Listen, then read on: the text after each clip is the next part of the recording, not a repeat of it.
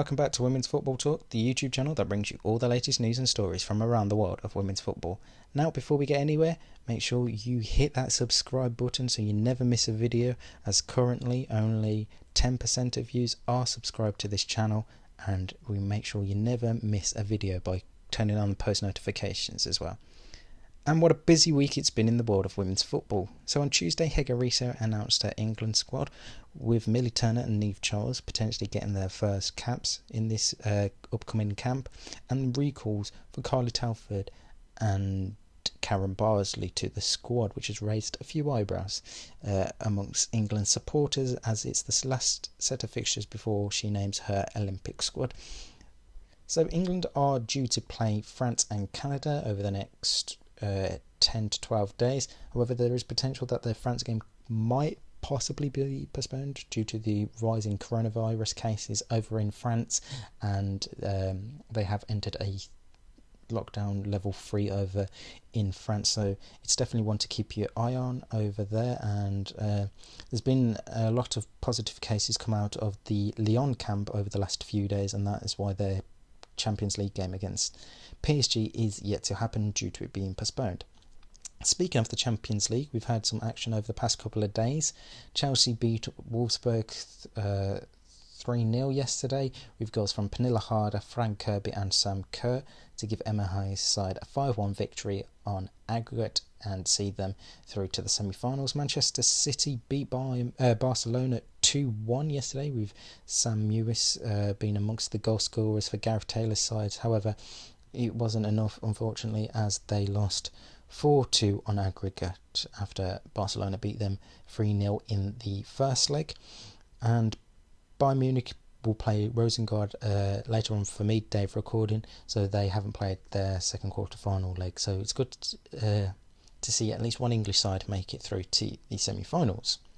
Right, we have a full fixture list in the WSL this weekend. Some leagues have already started their international break. So in the WSL on Saturday, we have Reading versus West Ham United at 2 o'clock. And then on Sunday, we have Chelsea Women versus Birmingham City, Everton versus Aston Villa, Tottenham versus Manchester City, Bristol City versus Arsenal, and Brighton and Hove Albion versus Manchester United in the final few games of the WSL season before it curtails.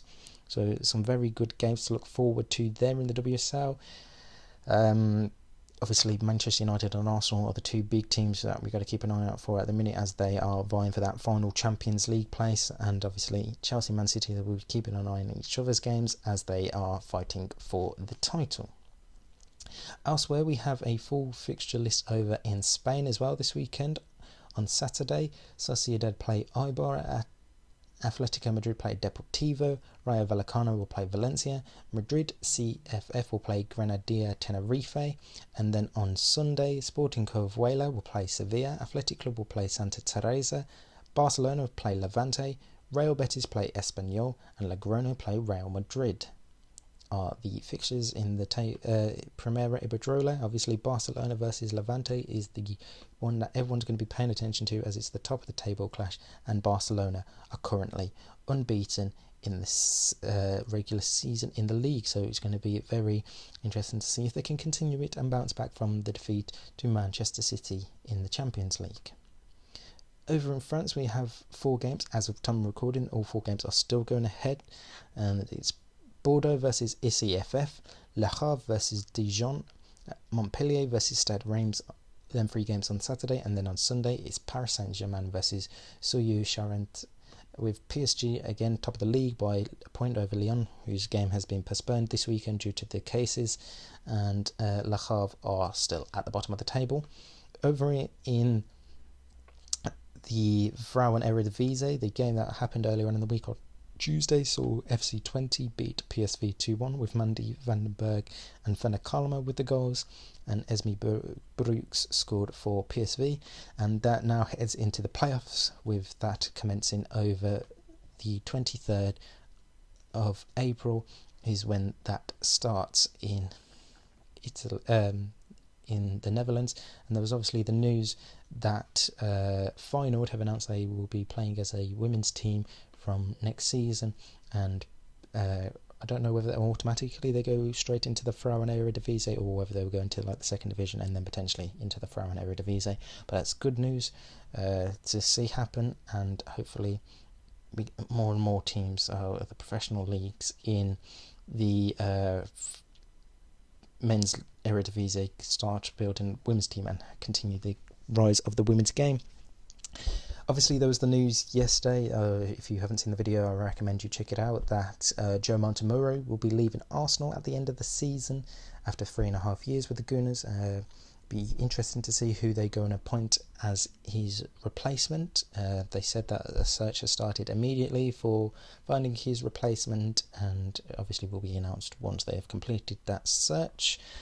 And finally, they announced the 10 host cities for the 2023 World Cup in Australia and New Zealand. And again, that's the previous video before this one, so if you haven't checked that out, go over there and check that out as well. Until then, that is all the roundup of the women's football in Europe. We'll be back at the start of next week to round up all the action from across the European leagues and look ahead to the international fixtures. And until then, like I said, make sure you like, comment and subscribe, turn on notifications so you never miss a video, and until next time, we'll see you soon.